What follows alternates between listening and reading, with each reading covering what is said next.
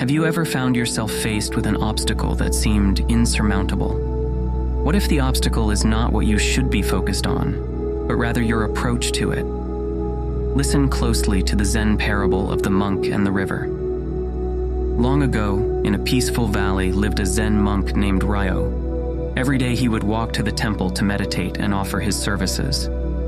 To reach the temple, Ryo had to cross a shallow river. One fateful day, torrential rains flooded the valley, transforming the humble river into a raging force. The other villagers decided to take a longer route around the river for safety, adding many miles to their journey. Ryo stood by the edge of the river, watching the waters violently swirl and splash.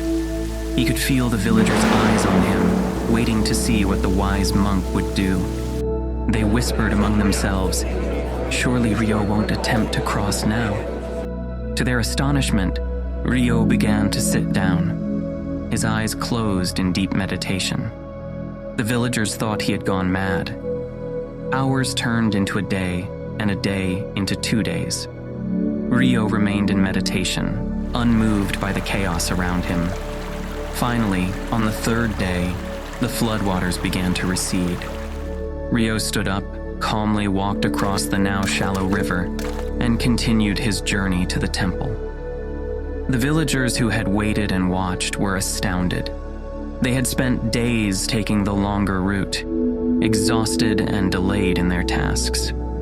When later asked how he was able to wait so patiently, Ryo smiled and said, "You see the obstacle, the surging river, but I see the flow of life, always changing, always in motion.